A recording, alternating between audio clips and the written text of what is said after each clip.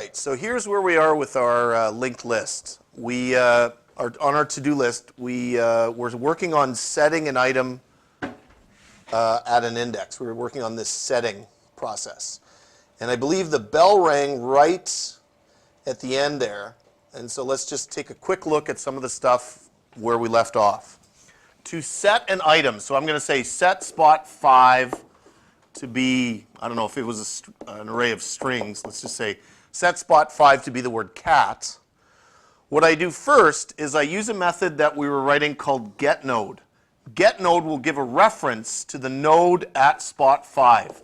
So it will look through our linked list for spot index 5, and it will get that spot. If that spot is out of range, in other words, it would theoretically cause a crash, it'll return a null value right here. So it'll return the null if it's out of range, which is why on the next line we say if it's not a null. Because if it is a null, then I won't bother trying to change what's inside the node. So if it's not a null, then I will pass that data into the data of the node at that reference. So I'll put that data inside the node there. But in order for this to work, we had to make a getNode method that would give us a reference to the node at that spot. So we made a little private getNode method, and the bell rang right at the point where we were working on it. So I just want to sort of go over and show you the code. The line that we didn't have time for is kind of in this for loop, but let's just take a quick look. Basically, we hit this if statement that says if it's in range. That in range method basically checks to make sure that the index we passed it, whatever number that is, let's say the number 5, is within the range of the linked list. If it's not in range, it'll return the null, as you can see down here. But if it is in range, then it starts a node called current at the head. So let me just quickly draw out a little linked list here for what we've got going here. 3-node list. And let's say I'm not looking for spot 5. Let's say I'm just looking for spot 1. Okay? So this points to null. This points to null. Here are our back references going backwards and forwards through the linked list. Okay? So in range, we'll check to see, is this 1 in range? And theoretically, it would be, because this is a list of size 3. And 1 is less than 3. And as well, it's greater than 0. So it would fall within the range. We also have, with our linked list, always things going that are a reference to the head of the list and the tail of the list. That's the way we designed this list. So it has those two references. So what we did is we made something called current reference the same thing that head references. So it looks right there. And we also use an I variable for our for loop right here. And what I is going to do is it's going to start at 0, and it's going to keep going while it's less than the index, which is 1. Well, 0 is less than 1. So what it does is it says current, that's this thing, equals current.next. So now current now does no longer references this node. It references what this node's next pointer points to. So in other words, it now references that thing. Okay? It would do that, and then I would increase by 1, like any good for loop. And it would check it. Is I less than index? No, it's not. It would stop right there. And then after the for loop's done, it would return current. So in other words, it returns a reference to this node, which is exactly what we were looking for. We were looking a reference to node at spot 1. So that's the way the for loop works to give us, and again, it would depend on what number we sent it. It will give us a reference to the current node. So please check your code. Make sure your getNode method looks like that. Okay. And now I'm going to go over to main and test it. Okay. So here's what I have in main so far. So if I run main, let's see what the list looks like at this point. So right here I'm trying to call set. I'm going to try and set spot 2 to be 55. And then I'll spit out the list. Then I'm going to try and set spot 20 to be -5. And there is no spot 20. So this shouldn't crash our program like it would with a linked list, but instead it should just do nothing. So let me just run that program again. And let's see what the output. Of course, every time you run a program the first time, it takes a minute to compile it all up. And there we go. So here you can see at the end of this, this was a 10, and then I said set it to be a 55, and it worked. And then I said set spot 20, there is no spot 20, but it didn't affect the list. It didn't crash, but it certainly didn't try and change spot 20 and crash here. So my set method now works. My set method can set a spot to be any specific number there. And that's just me testing the list. We may go back and re-code main just to run a bunch of tests on it. So if you want to just put that code in real quick, we're going to move on now. Okay, so now we have the set method done. Next thing up is we're going to write the get method. This is the same thing you can do with an array. I'm just going to put this in as for example. Like in an array, you can say array spot 8 equals 10. That's a set. But you can also try to output what's in the array at spot 8. That's where you get what's at spot 8. Okay, so we're going to try and write a method to get what's at that particular spot. Does anyone need this code up for a second? Okay. So now I just want to take one quick look back at a method that we wrote before, and I didn't really take the time to explain it. Now it kind of hopefully will make a little more sense. This toString method. We wrote it real quickly at the end of one of my presentations. And now I kind of want to just quickly go over kind of what this method does by just drawing out a quick list here.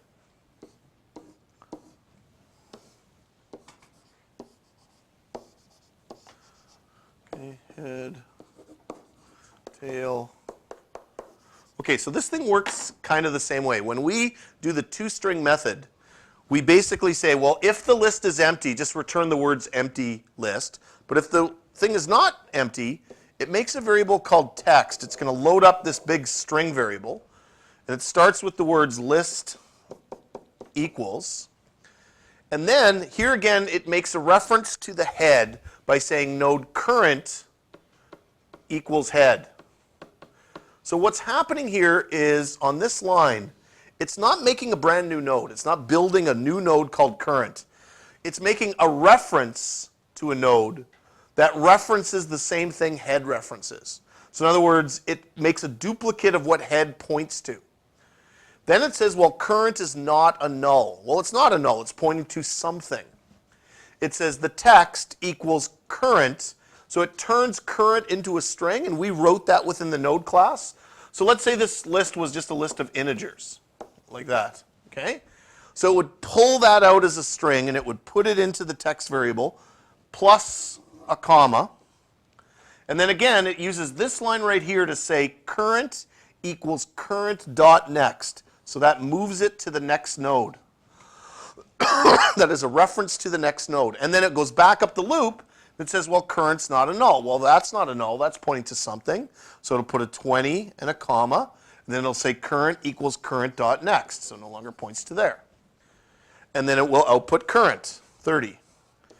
And then it will go current equals current dot next. And at this point, current dot next is a null. So it'll point it to null. And then it'll go back up the loop. And it says, well, current is not a null. Well, now it is a null. So it leaves the loop, and it returns this text. So that's what's happening in the toString method. We wrote it a while ago, but I want to kind of go back to it just to understand what's going on when you use a line of code like this, current equals current dot next. Okay. Let's write a couple simple little methods real quick. Oops.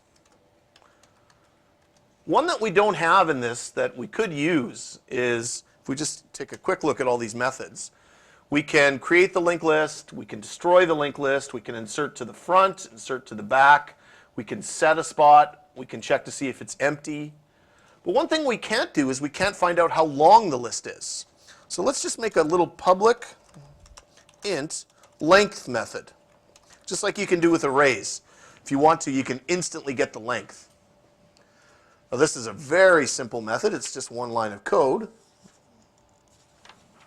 We just return, and we already have a variable called length.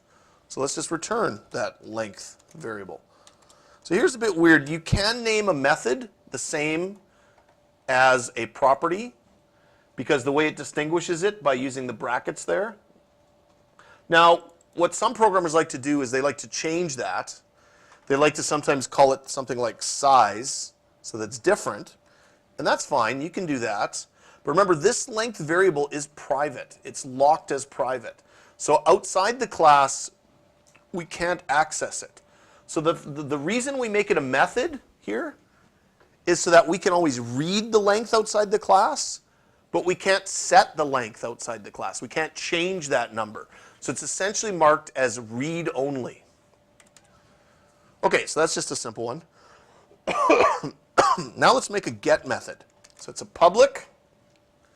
It returns type T get. Okay, so remember T is a generic data type that will be defined when you create the linked list. So it could be integer, it could be string, it could be whatever the data type is.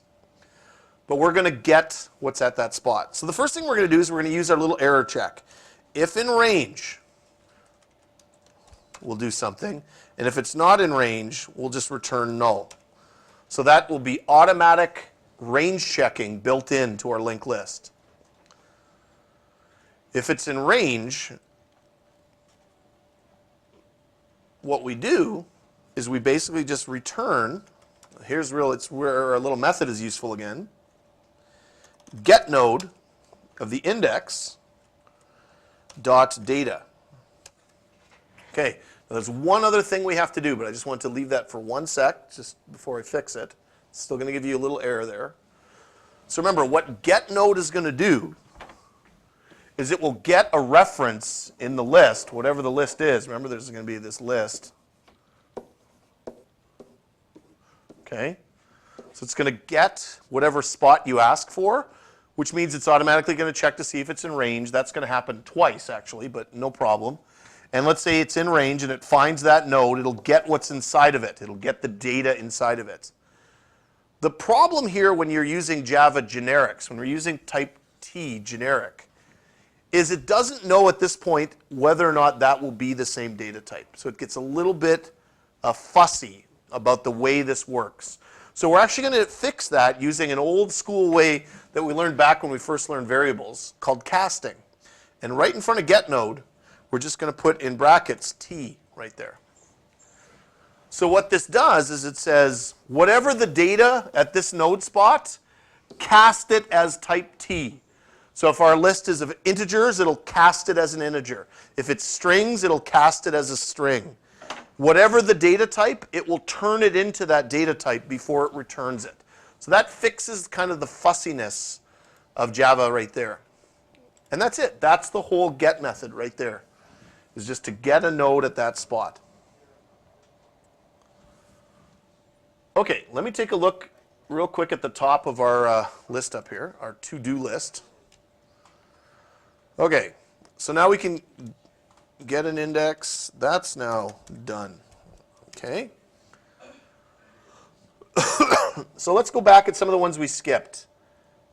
Adding things to the middle and deleting things was something we said we needed to do. So let's start looking at one of those little more difficult things. Let's take a look at how to delete something from our list. We'll start by deleting from the front of the list. So public. And I'm not going to make it a void method, believe it or not. I'm going to make it a T method, delete head. What this means is when I delete the front of the list, I will return what's inside of it. Okay, so a couple quick error checks first. If is empty, well then I'll just return null. If I'm trying to delete the front of an empty list, well, that's pointless. I'll just I won't worry about it. I'll just return a null because I can't delete the front of an empty list.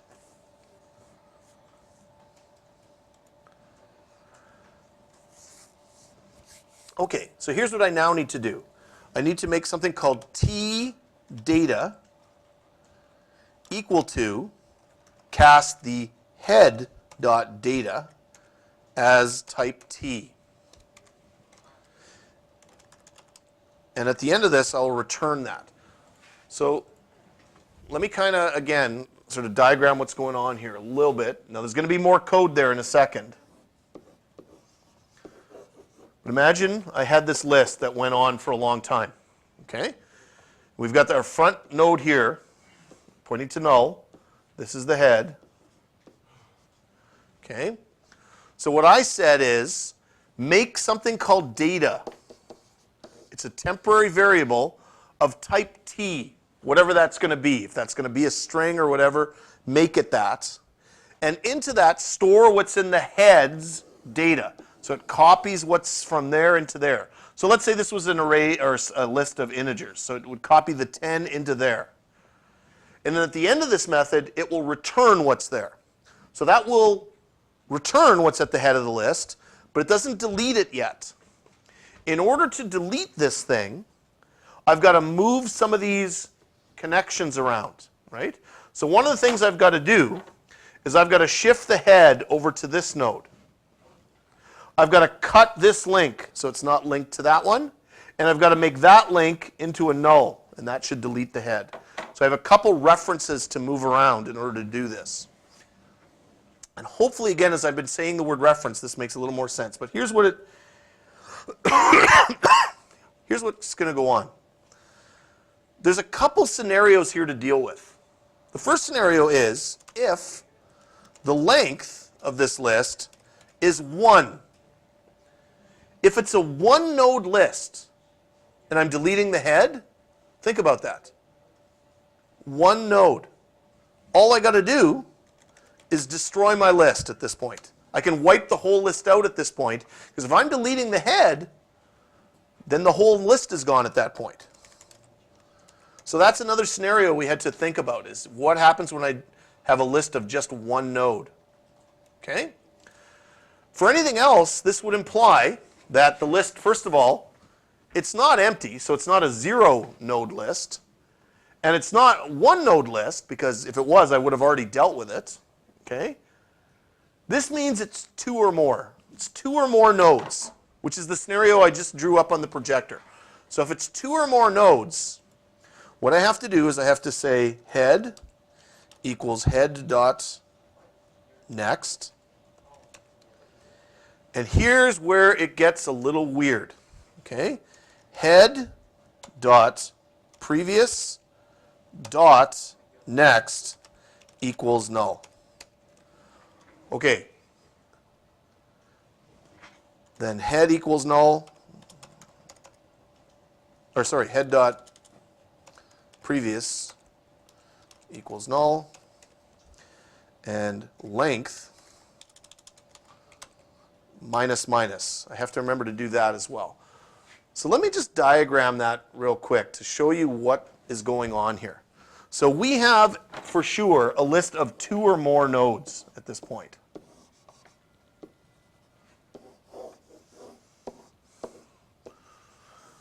Okay, and this could go on forever. Doesn't really matter. Okay, so we've got a reference going back as well.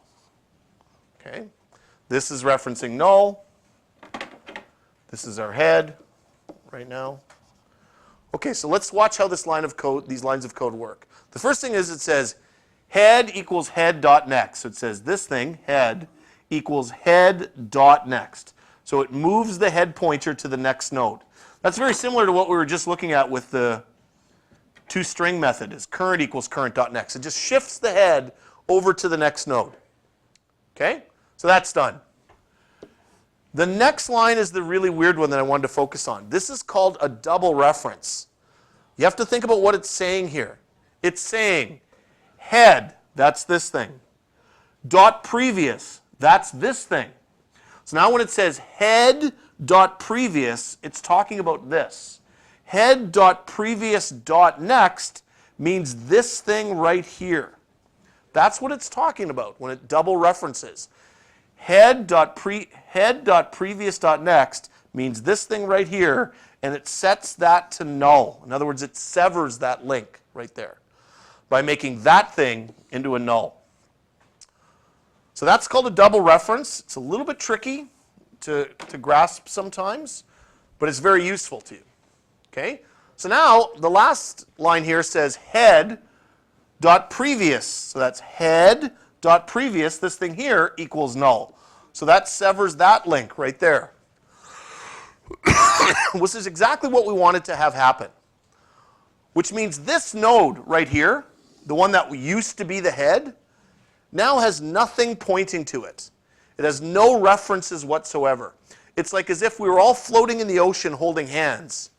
And the person at the very front of that line, we let go of that person. They are floating away now. There's nobody connected to them. What Java does is it now considers this node garbage because it has no references pointing to it. And Java has automatic garbage collection. So it will automatically just delete that node because it's now considered garbage. Okay? And then the last line just says length minus minus. That's so that our little variable that keeps track of the length of this list now goes down by 1 so that it will match the fact that we just deleted the head. Okay? So that's what's going on there when we delete the head. All right, let's test that now. Okay, let's make sure that actually works by jumping over here. And I'm going to say, I'm going to output it. I'm going to output list.deleteHead. So it will not only delete the head, but it'll spit it out. And then I'm going to print the list right after that. So I'm going to print out the deleted head, and then print out the list. And let's see what it looks like. So in the last 2 lines of this, I don't know if you can see there, it first spit out the number 100, which was the head of the list. And then when it spits out the list, notice that the 100 is no longer the head. It has chopped it off. It has deleted the head of that list. As well, we have the value if we needed it when we deleted it. Okay. Try and squeeze in one more before the bell. We're now going to try to write delete tail. Now the thing about delete tail is it is almost the identical code. Almost. With a couple interesting exceptions. So my suggestion for delete tail is to copy all the code from delete head, paste it, change the word head into tail, and then we got to go into the code and make some important changes.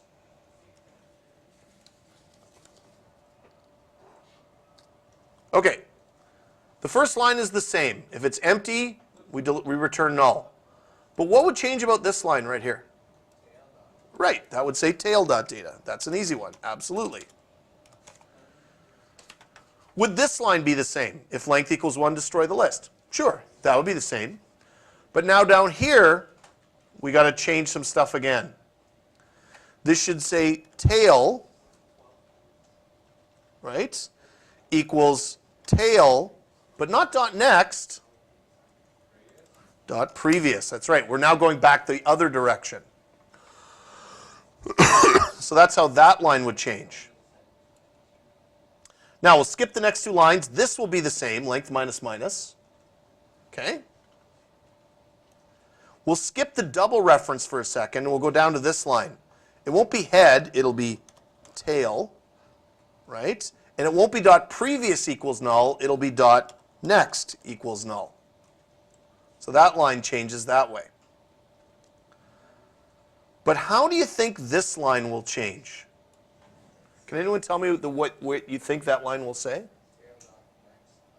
That's right. Tail, you got it. Tail dot next dot previous. It's basically, again, kind of understanding the way those references work. Now I could draw you the diagram again if I want to, but I think you guys got it. You got it exactly.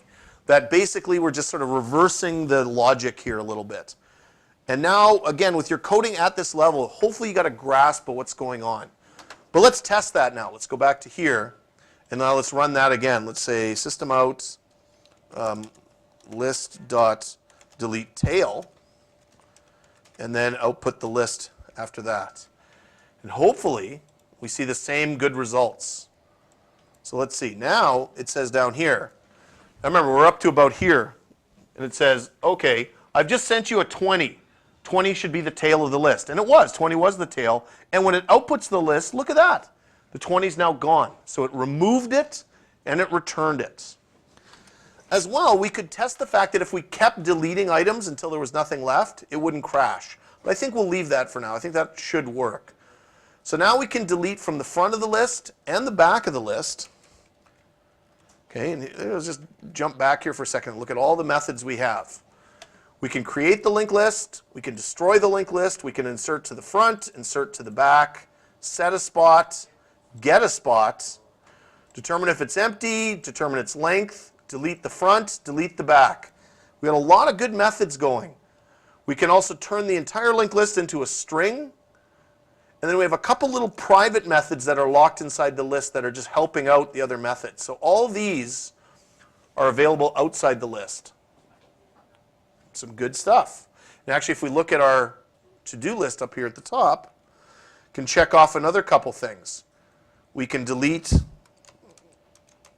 this is done. We can delete from the front of the list. We can delete from the back of the list. That's done. Okay?